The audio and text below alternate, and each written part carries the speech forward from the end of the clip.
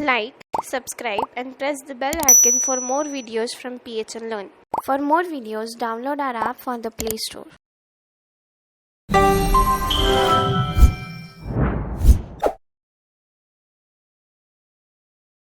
Hello guys, welcome to PHN Technology Private Limited. In today's session, we are going to learn about 2D arrays. In previous session, we have seen about 1D array, right? Now here, we are going to learn about 2D arrays. So what exactly you understand by 2D arrays? Let's go back.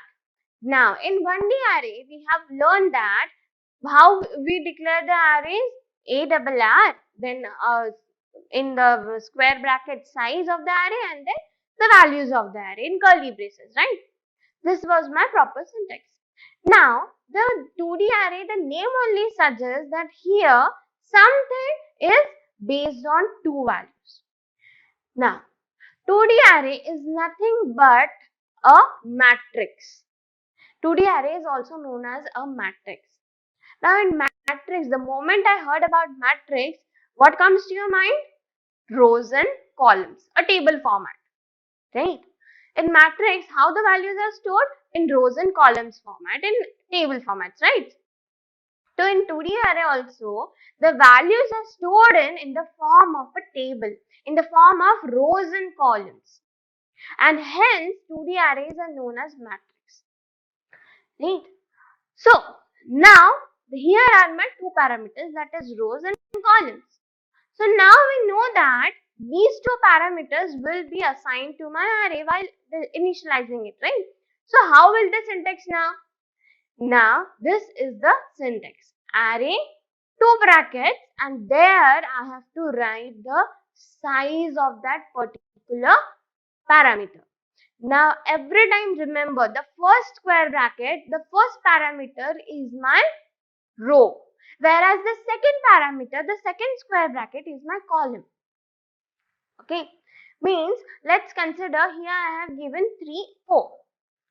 First parameter 3 and second parameter 4. So my 3 is what? Number of rows, whereas 4 is what? Number of columns.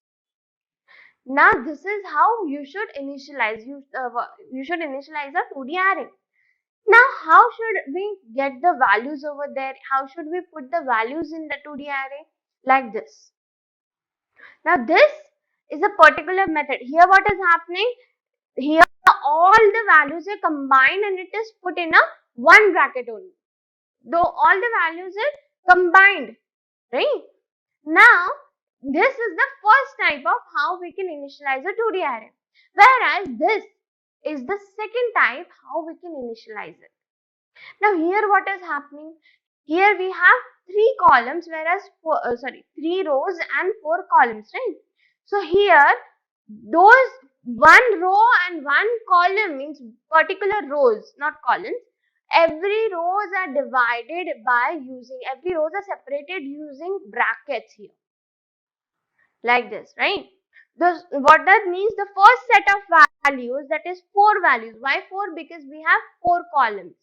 That set of value is my first row, whereas second set of values are my second row and the third one, because we have why 3, because we have initialized 3 value to my rows. That means the number of rows is 3, whereas number of columns are 4, right?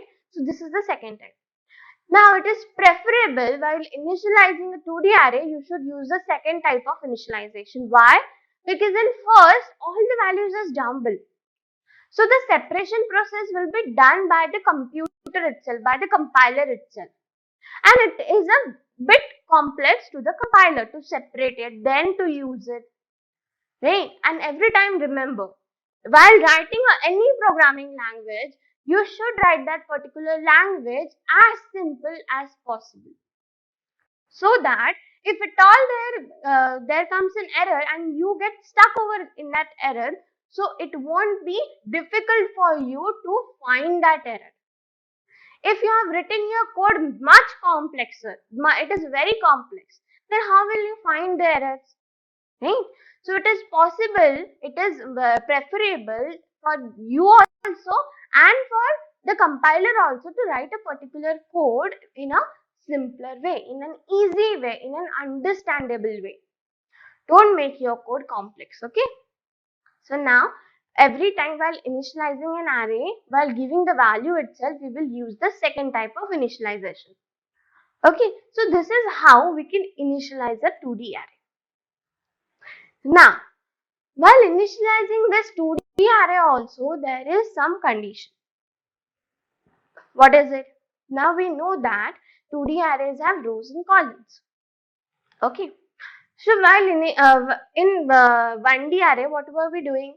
If at all we have declared a size over there, that program will also work. And if at all we haven't given a size over there, still it will run and still it will give me an output, right? That was the case. But if in 2D array, we have not given the size over there, will it work? No. Why? Because 2D array work with rows and columns. And these rows and columns requires sizes. If at all you are not giving first dimension, that is, if at all you are not giving the number of rows, but still you need to give number of columns over there. That is, my second parameter should be given over there. And if at all it is not given, then your array is not properly initialized and you cannot use it in your code. It will give an error while running the code. Okay. So what is the important point? That while initializing an array, you have to give the size of the columns. That is my second parameter. Okay, that parameter is mandatory. If you have not given the first parameter, that is rows, it is also fine. But at least you need to give the second dimension. Right? So this was all about how you can initialize a particular 2D array. Now let's see how we can use this 2D array in my code. Now in this code, we are going to see how to take the values from the this user and how to print it. The same code we have seen in my 1D array, right? So now what basic difference is in 2D array, we will compare it also. Okay. Now this is my basic structure of C programming. Now here what will I do? Int I and j. Firstly, then for loop, there also we have to use for loop, right? So here also we will use for loop. Firstly, I is equal to 0, I is less than 2, let's say, no, 3. Here, what is 3 value? That is my sizes of array. So I haven't declared an array over here. So I will first declare an array. Okay. Now, let's say 3, and then my column number of columns is 4. So 2. Okay. Now, here 3. Why 3? I will explain you. Okay. Then I plus plus. Then again, for j is equal to 0, j is less than 2, j plus plus. See. Here, what I have done? I have done nothing but I have here initialized 2 for loops. Why? Because in 2D array, what is the parameters over there? What are the parameters? Rows and columns. Whereas in 1D array, there was only one parameter and hence there was only need of one for loop.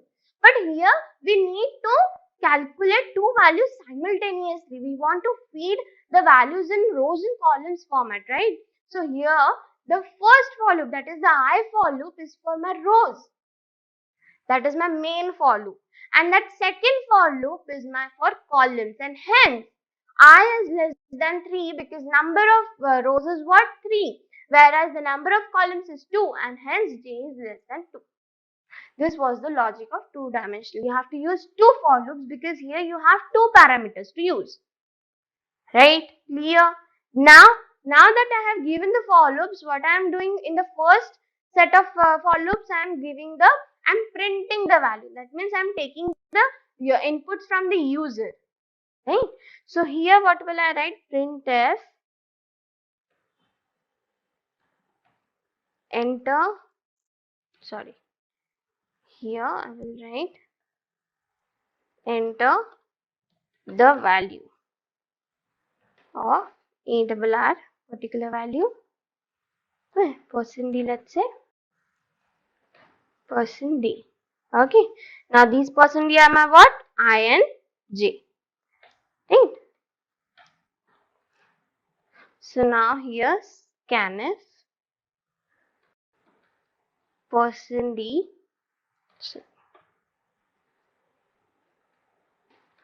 %d, then m % I and j, right?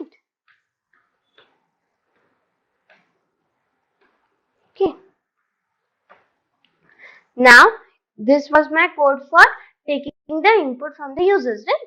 Now this is only the code to print the values. Again we have to take 2 for loops, right? So simply copy this code, first 2 for loop set, because nothing will get changed. Only here we cannot, we should not use scanf, because here I'm only giving the output, that is I'm printing the values, right?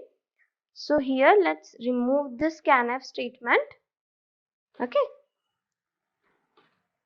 Okay. Now here the values are, again I have to add a %d here, and let's change a bit of the statement. The value are, here I will add array, because the last %d is for printing the value, right? Whichever I am taking from the user. So now let's save this, and now while before running this code, you will notice that here in enter I have given the %d, that is I and j. Now while working with 1D array, there were index, right? That index was from 0, 1, 2, 3, 4, likewise. Now here in this, how this index is and how it will get working, we will see through my code. Let's run this code. Here 1.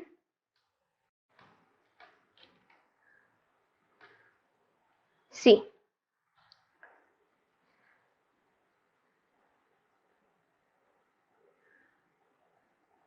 So here all the values are getting printed. The value of 0, 0 is 1, then 0, 1 is this, and then 1, 0 is this. Now you are seeing here that this here, the while entering the value I have given what I and j, right? So here what is printing? 0, 0, 0, 1, and then 1, 0, 2, 1. Now what is this? Let's see through an example. Okay, so here consider my table. Now how many columns and rows we have specified? 3 rows and 2 columns, right? So now this is it. Now here what is happening? From 0 it is starting. So now the first block position is what? In the column size is 0, whereas the row size is also 0. Because in array we know that the index starts from 0. Right? So because here the number of rows is 3, so it will count from 0 to 2. And similarly for column is 0 to 1. Right? So here also column position is 0 and row position is also 0. Right? So there the position will be array of 0, 0. The index will be array of 0, 0. Now let's go back to the second block. In the second block the position changed. But which position changed? The row is the same, but the column has changed. So now here what will be the position? What will the position? 0 and 1, because the column is 1 and the row position is only 0 itself. Right? So likewise all the columns will have this type of index. So this is how we can specify the indexes of matrix, that is my two-dimensional array. Right? Now similarly in this way only the memory management of 2 dimension is depicted. Right? So in this way, the way which we have represented it over here, the same way it is represented in my physical memory also, but the only difference is each and every block will contain a 4 bytes of space, because the value stored over there is integer. If integer, then how many bytes it will store? 4 bytes. And then further, after 4, then it will be 8, right? So on.